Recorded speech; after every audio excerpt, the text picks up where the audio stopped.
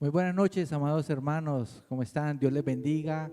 Qué bendición que nos puedan estar acompañando nuevamente en esta noche para continuar con este estudio de la palabra del Señor.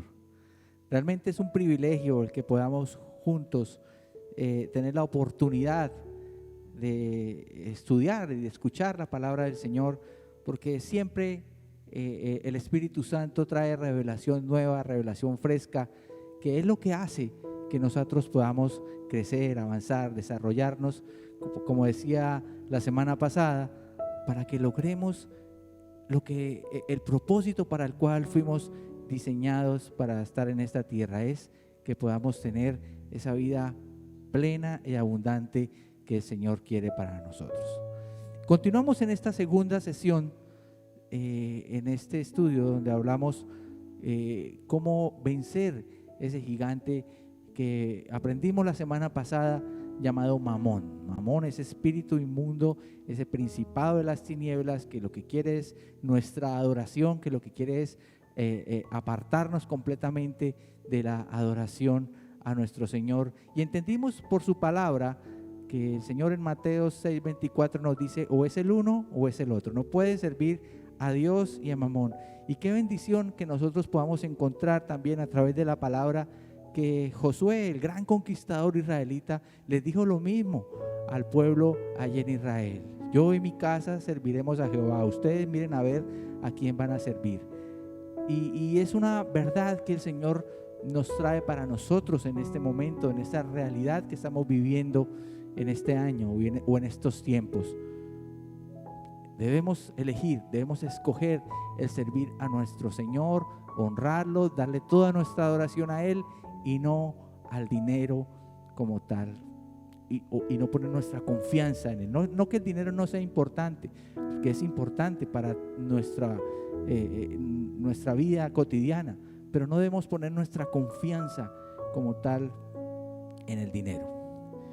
Bueno, continuamos con el estudio y habíamos quedado en que estamos reconociendo que nuestras verdades pues realmente son una mentira, que todo lo que nosotros hemos creído o todo lo que nos han enseñado a través de años y años y años, personas de autoridad como nuestros padres, nuestros tíos, nuestros abuelos, profesores, jefes, muchas veces esas realidades o esa mentira o esas palabras que se anidan en mi mente no son o son contrarias a la verdad que nos dice la palabra del Señor. Toda la vida nosotros de pronto estamos o nos han enseñado que es normal vivir con deudas, que es normal tener préstamos, que es normal tener un gota a gota ahí todos los días en nuestra casa, o que es normal ir a una casa de empeño. Pero cuando llegamos a Cristo y vemos que la palabra nos dice en Romanos 13:8 que no debemos de deber nada a nadie, empieza ese choque en nuestra mente. Y ahí es donde se da la gran batalla. La batalla inicial para contrarrestar o para decir, hombre, ¿cómo voy a salir de este problema? Se tiene que dar ahí en la mente. Y ese es un término que utilizamos mucho, un choque de verdades. Una verdad, la verdad que yo creo y la verdad de la palabra empiezan a confrontar. Y si realmente soy sensible a la luz de la palabra y al Espíritu Santo, la verdad de la palabra debe ganar, debe sobresalir. Entonces, para cambiar todo el concepto o todo lo que yo estoy viviendo, primero debo pelear la batalla en mi mente. Debo empezar a cambiar muchas de la estructura mental con la que he crecido y con la que me he desarrollado. Me gusta mucho un asesor, digámoslo así, o un motivador llamado Kung Fu Panda. Me encantan las películas de Kung Fu Panda. Y una de sus frases de batalla es: antes de la pelea de puño, viene la pelea de la mente. Antes de salir a pelear contra el que tengo que pelear, primero tengo que pelear en la mente.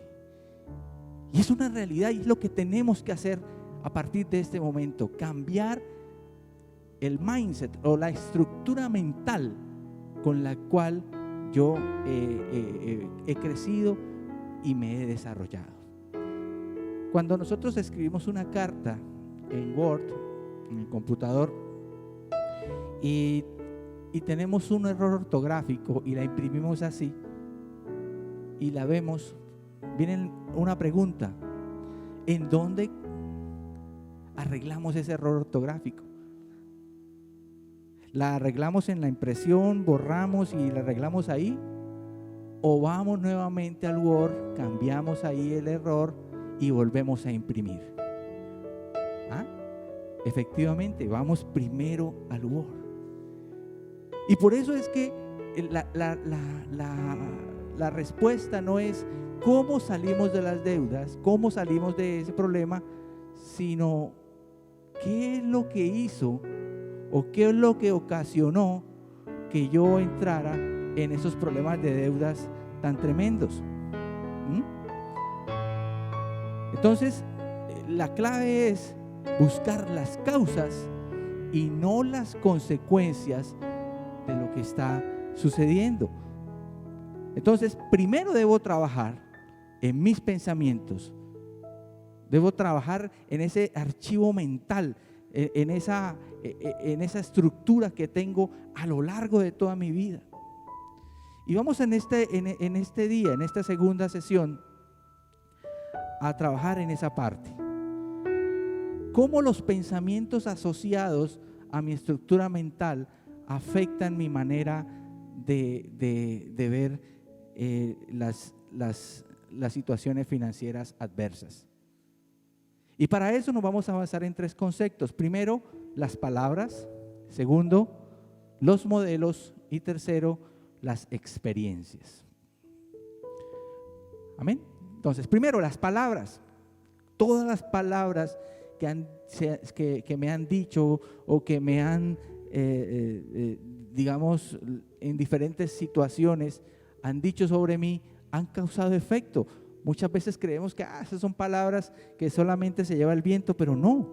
Son situaciones que no son inocentes, que traen vida. Muchas veces las palabras, dice la Biblia, llevan vida y pueden traer bendición o destrucción sobre una persona. Entonces, hay palabras que son negativas.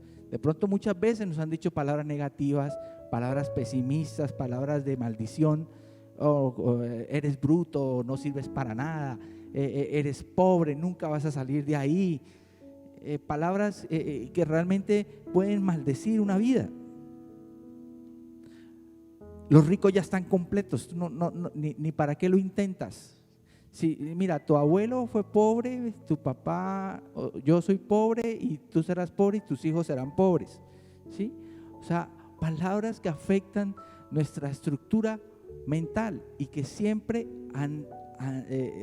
que en ocasiones nos dicen, y cuando son personas de una autoridad especial, causan un efecto tremendo, un efecto pues desastroso.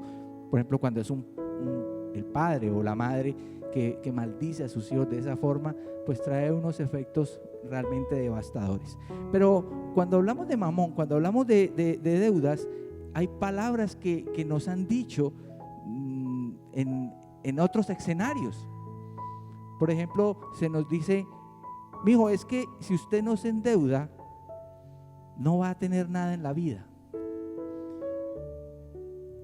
Palabras de mentira.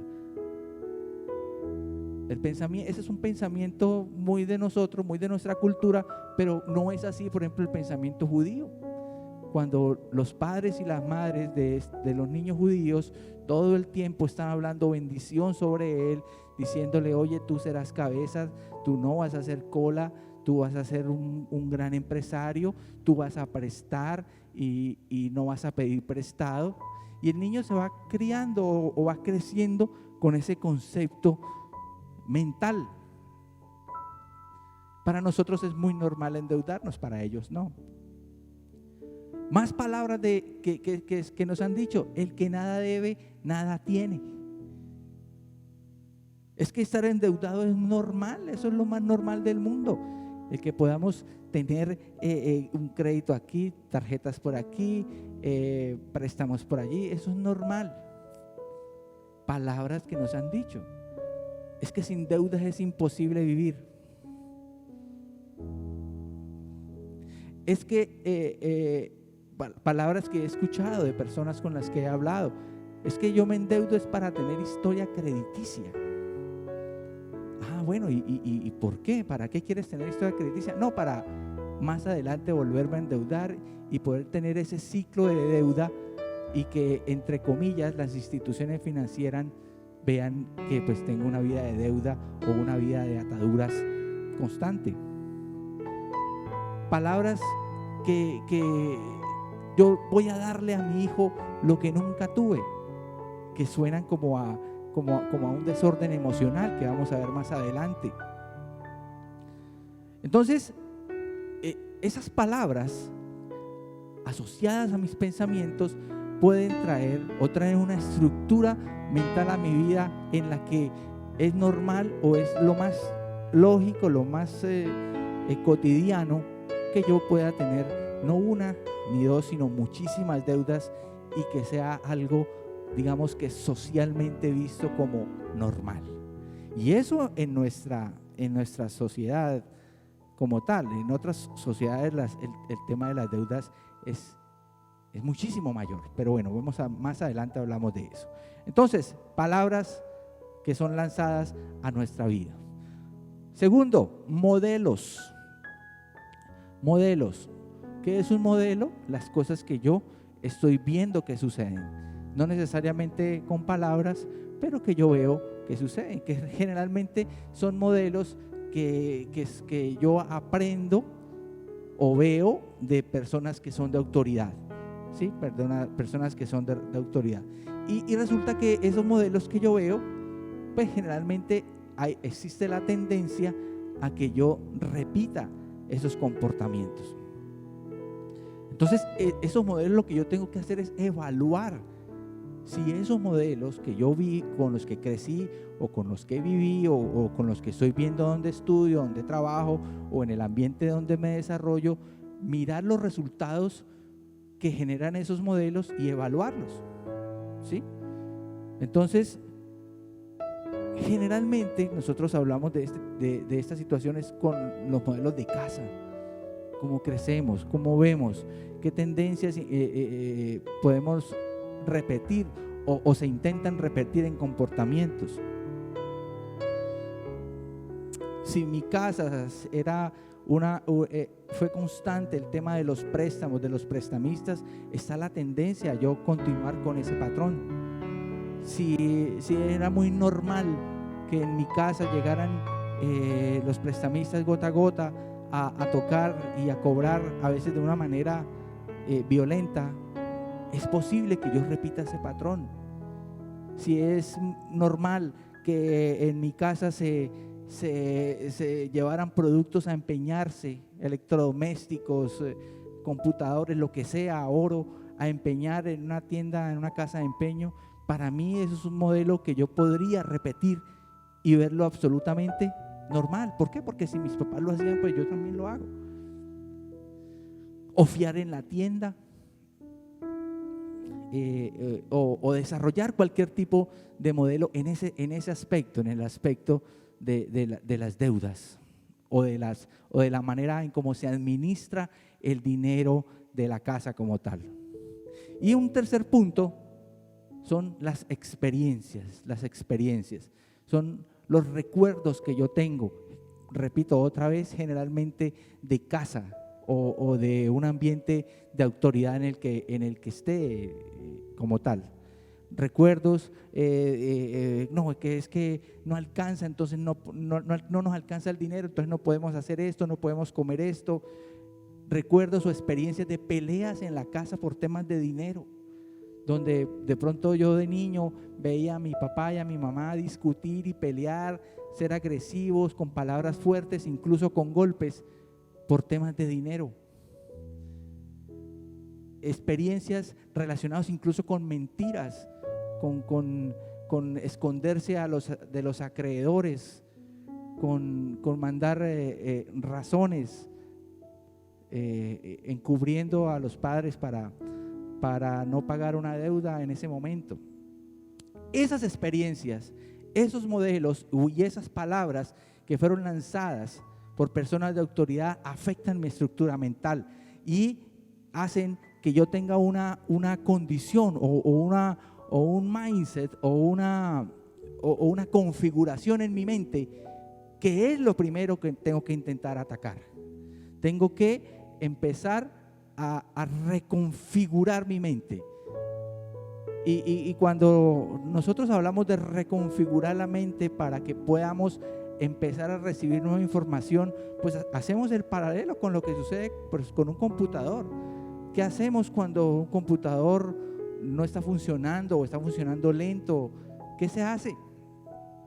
Se manda a resetear completamente, o se apaga y se prende, o alguna cosa hacemos para volver a iniciar de cero este equipo. Y es lo que nosotros debemos empezar a hacer: reconfigurar nuestra mente, que cada palabra que fue lanzada sobre mi vida, que cada modelo que yo estuve mirando y cada experiencia que viví, yo pueda a través de la luz de la palabra decir: esa no es mi verdad, esa no es la realidad de mi vida, la realidad es lo que me enseña la palabra de Dios. Amén. Entonces no hay que corregir sobre los resultados, no tenemos que corregir sobre la carta ya impresa. ¿Dónde tenemos que corregir? En el Word. Ahí es donde tenemos que corregir para que la nueva impresión ya salga sin el error ortográfico. Entonces, llevándolo aquí a nuestro tema, lo que nosotros tenemos que trabajar, en lo que nosotros debemos enfocarnos en este estudio de este año es: ¿qué es lo que te hace endeudarte? El problema no es cómo salir de esa deuda. El problema es trabajar en tu estructura mental para determinar qué es lo que te hace vivir de esa manera. Porque muchas veces las personas que tienen problemas de deudas no es porque no tengan buenos ingresos, es porque hay una vida de desorden administrativo, de desorden heredado, digámoslo así, en donde es normal que pueda tener deuda cuando puede perfectamente vivir una vida plena, tranquila, sin acreedores que lo estén molestando, que lo estén llamando, que lo estén acosando, que lo estén amenazando por pagar una deuda. Entonces, repetimos, lo primero que tenemos que hacer es trabajar en nuestra estructura mental. Antes de pelear, antes de la pelea del puño, viene la pelea de la mente. Hay una programación mental que ya tengo adquirida que debo trabajar. Es un tema inconsciente, es un tema que actúa muy rápido, son cosas que yo aprendí y que muchas veces son dificilísimas de erradicar de mi estructura, pero tenemos que hacerlo. A la luz de la palabra tenemos que hacerlo. Amén. Entonces, este gigante, Mamón, este gigante de las deudas, lo vamos a empezar a atacar desde la estructura mental para abajo. Entonces, ¿empezamos con qué? Primero empecemos con los conceptos. Primero empecemos con el concepto.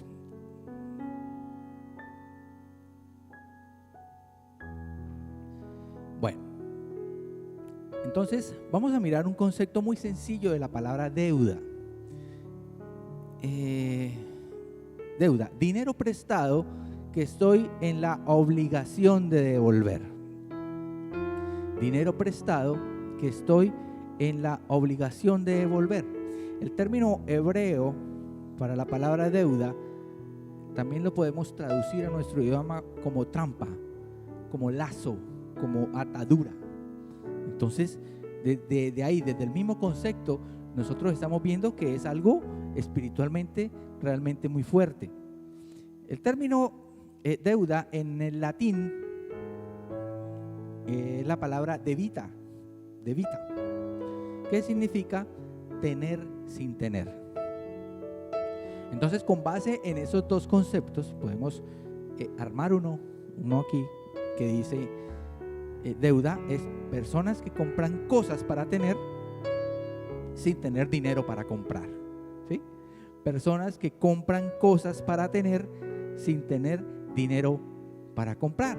Entonces recordemos lo que veíamos en la semana pasada, lo que nos dijo el rey Salomón en Proverbios 22:7. Dice, el pobre trabaja para el rico y el que pide prestado es esclavo del prestamista.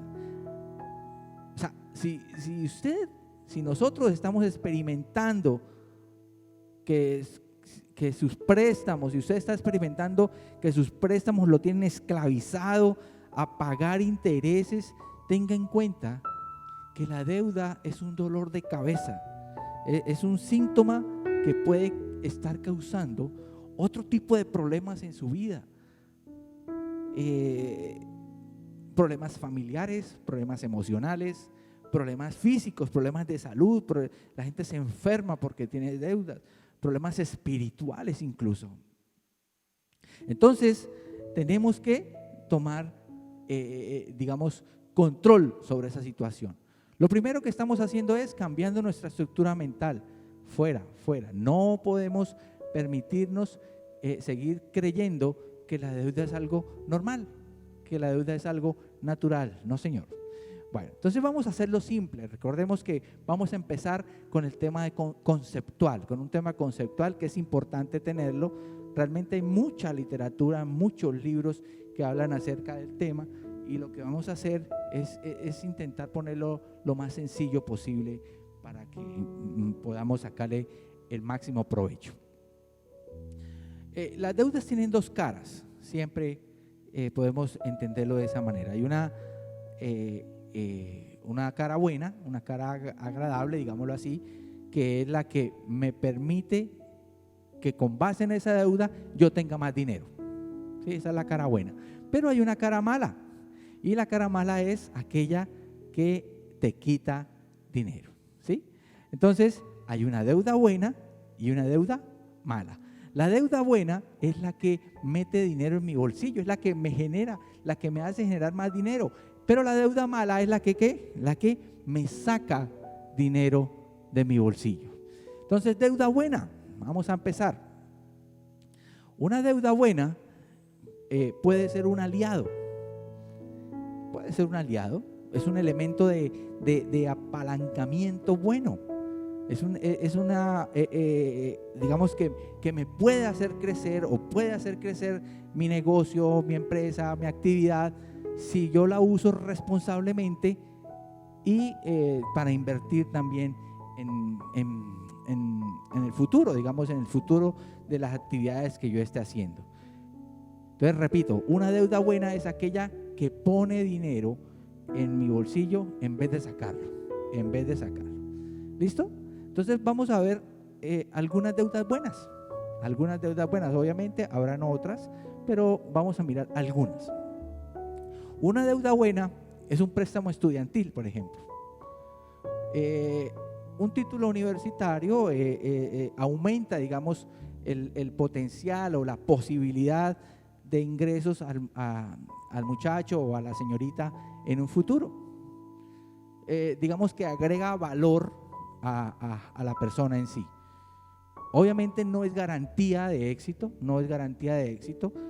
si la persona es apasionada por lo que estudió y logra enganchar en una buena empresa, pues va a tener, digamos, buenos ingresos y va a recuperar, digamos, con el tiempo el préstamo que tuvo. Pero también puede suceder de que la persona pues simplemente pues estudia por estudiar, por graduarse, por tener un título que de pronto le pueda servir para alguna convocatoria donde se exija algún tipo de titulación, pero que realmente pues o no trabaje en eso, o no le guste, o no sea lo que le apasione, pero es importante tener el título. O también puede suceder que hay personas que simplemente estudian por tener un título y se dedican a otra cosa completamente distinta. Pero de todas maneras, ese préstamo que se utilizó, o ese dinero que se utilizó para pagar su educación superior, digamos que se puede recuperar en un futuro de una manera, digamos, aceptable. Otra deuda buena, una oportunidad de negocio. Una oportunidad de negocio. Realmente a veces las personas o las empresas no tienen todo el dinero que se necesita cuando surge una oportunidad. Y cuando hablamos de oportunidades es ese concepto de que es algo no esperado, ¿sí? De que es algo que sucedió ya y que si no lo tomo o lo toma otro o se perdió para siempre. Entonces puede que usted sea empresario y tenga, no sé, la oportunidad de comprar una máquina que va a hacerle ganar muchísimo dinero porque va a hacer el trabajo más rápido. Pues claro, pues es una oportunidad, se puede endeudar porque con el resultado de la operación de esa máquina va a hacer que tenga mucha más productividad, paga el dinero prestado y va a tener más ganancias. O que si usted es confeccionista y llegó un lote de tela, mejor dicho, súper barato, pero no tengo el dinero ahorita, pues puede pedir un préstamo, pagar esa tela barata y yo sé que voy a recuperar con la producción de ese producto para poder pagar el interés y tener ganancia. Igual si soy zapatero y puedo adquirir algo de oportunidad, como dice su palabra.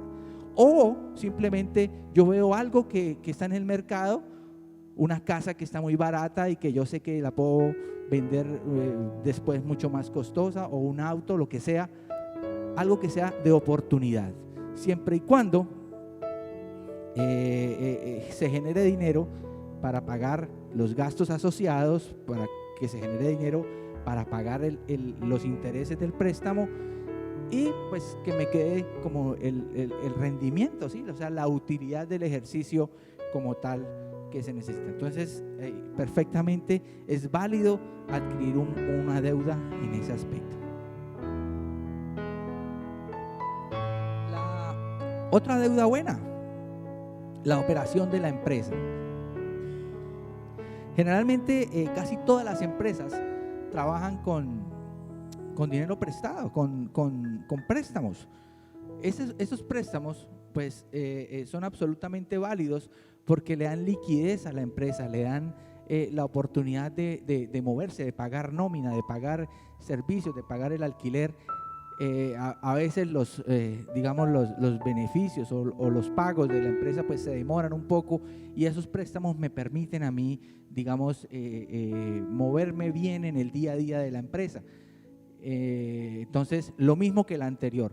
Si la operación de mi empresa me da para los gastos, para pagar el interés del préstamo y que me quede de utilidad, es perfectamente válido y lo podemos considerar como una deuda buena.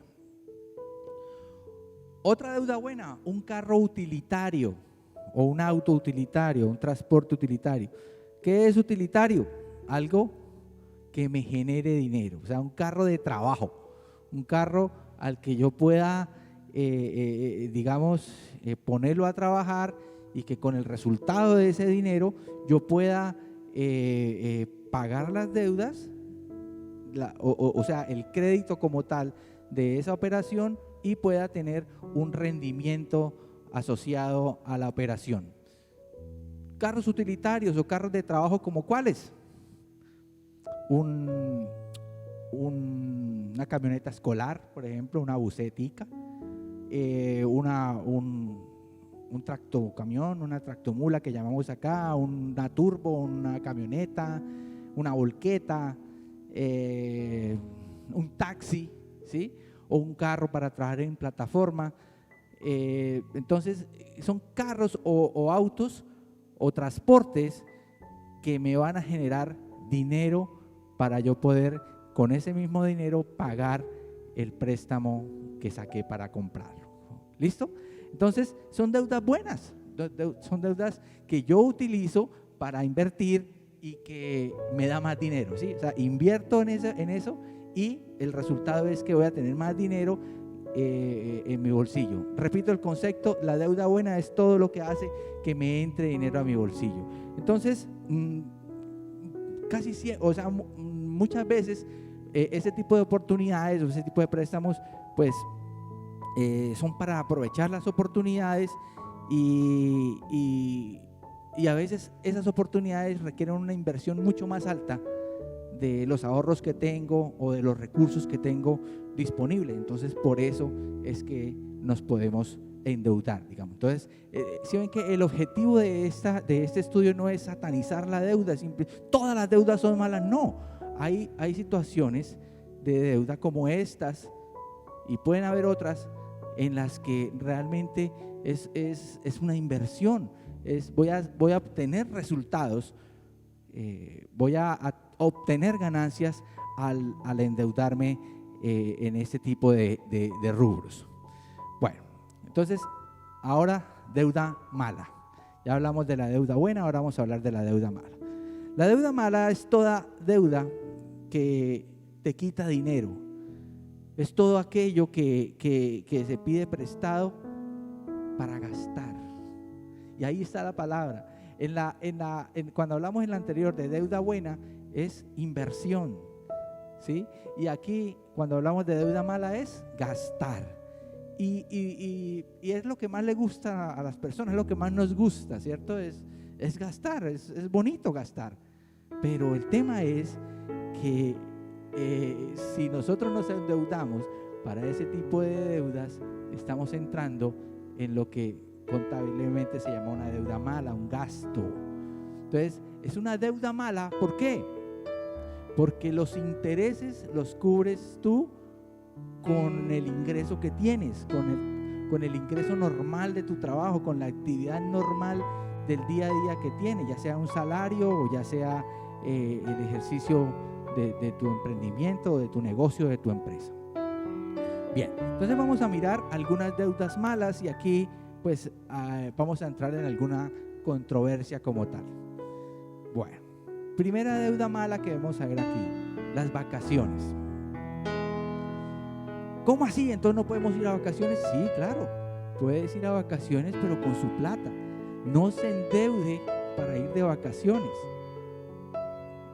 Pero ¿por qué? Si entonces ya me va a quitar el descanso, ya no podemos pensar en familia, en recreación. Claro que sí, pero hay que tener un concepto claro de que si yo me endeudo para ir a vacaciones, no voy a tener de mi ingreso cómo pagar ese rubro.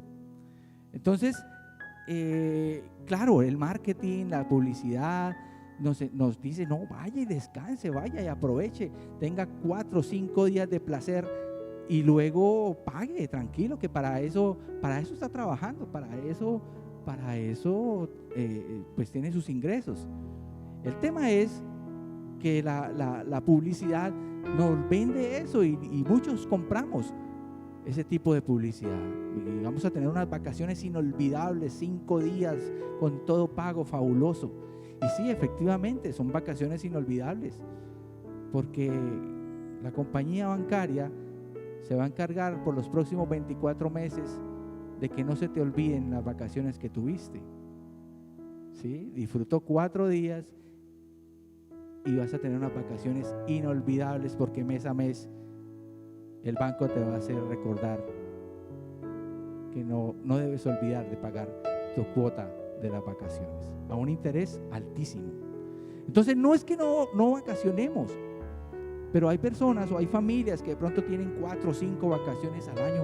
No, pues intentemos racionar ese tema. Bueno, vamos a tener 2. Si tenemos 4, pues vamos a tener 2. Si tenemos 2 vacaciones al año, pues bajemos a 1, pero intentemos pagarla de contado, con la plata nuestra, no con la plata del banco. Pero ¿cómo así? ¿Es imposible tener ahorrado toda esa cantidad de plata para las vacaciones? No es imposible, y lo vamos a ver en el transcurso de estos estudios de que sí es posible.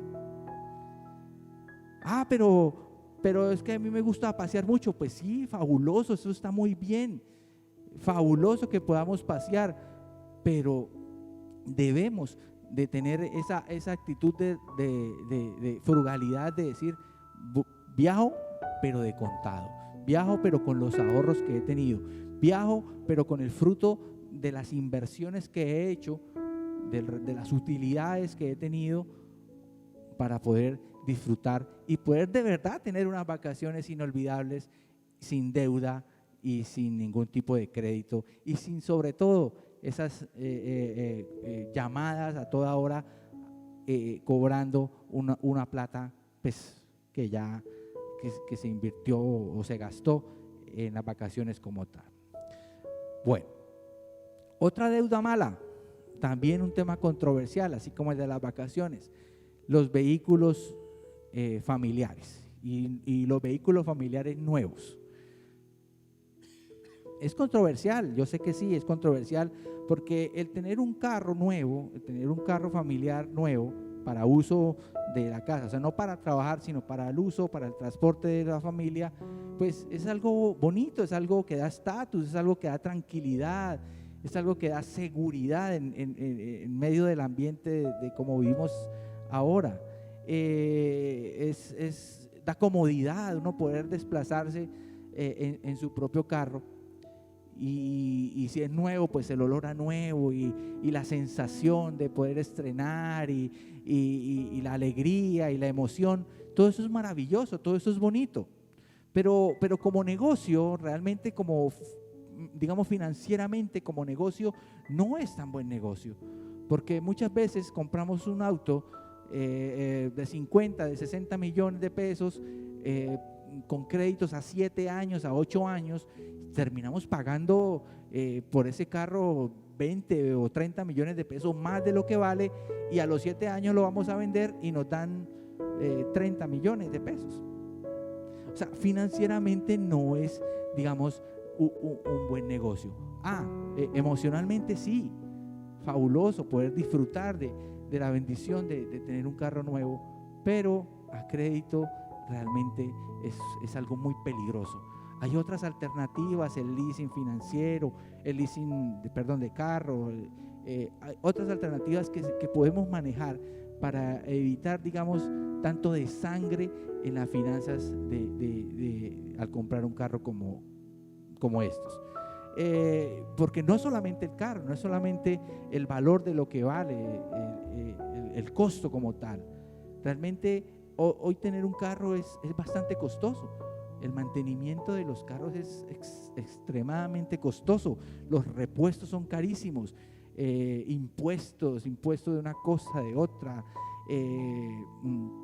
pendiente de seguros, el tema de las fotomultas, el tema de los partes, de todo lo que, el pico y placa. O sea, de pronto en la ciudad en que vivimos en un solo día, pues digamos no se siente tanto, pero por ejemplo en Bogotá son 3 días a la semana que no puedo sacar el carro. Entonces a veces como que se empieza a ver hay que hacer como ese balance, si vale la pena o no vale la pena.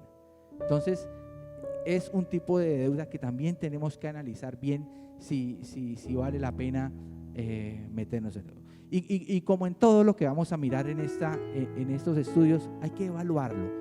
O sea, no es satanizarlo y decir no podemos, no. Hay que evaluar sinceramente si vale la pena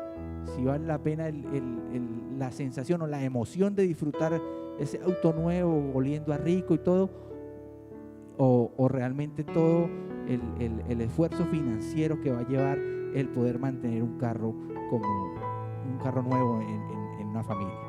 Resulta que el porcentaje de los recursos familiares, un alto porcentaje, casi el 40% del porcentaje de los recursos de los ingresos familiares se va al pago de la cuota de carro. Eso realmente es alto. Otra deuda mala, comprar mercado a crédito. Realmente no es algo financieramente muy inteligente. Se entiende que a veces por la necesidad, porque no existe como el efectivo en el momento, se tiene que comprar a crédito, pero realmente financieramente no es una buena inversión porque es algo perecedero. Comprar mercado a cuotas, a 12 meses, a 24 meses, para algo que dentro de 10, 15 o 20 días ya no existe, financieramente no está bien visto, digámoslo así. es un problema financiero grave. ¿Por qué? Porque se entra un ciclo del que difícilmente se va a salir. Resulta que si yo estoy acostumbrado a comprar mi mercado mensual, ya sea de supermercado, de plaza,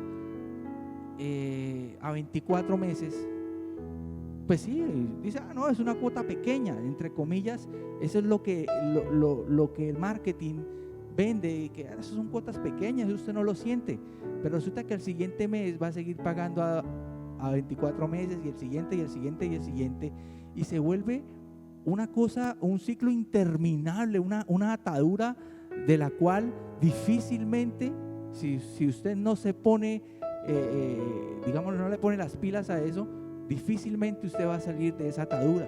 Y realmente mucha gente no se da cuenta de eso y paga con una facilidad. Mire, hace unos meses y estaba en la fila de un supermercado y adelante mío había un señor, iba a pagar un mercado muy sencillo, era un mercado pequeño, y la cuenta salió por 36,000 pesos, me acuerdo. No, perdón, 46,000 pesos salió la cuenta del mercado, era un mercado pequeño. Y resulta que se acercó a la caja, la niña le hizo la cuenta, 46,000 pesos, y sacó su tarjeta de crédito y la pasó. Y la niña le pregunta, la cajera le pregunta, ¿a cuántas cuotas? Uno dice un mercado de 46,000 pesos, de 46,000 pesos, pues una cuota, 2 cuotas, ¿cierto? Y el señor dice 36 cuotas, o sea, a 3 años.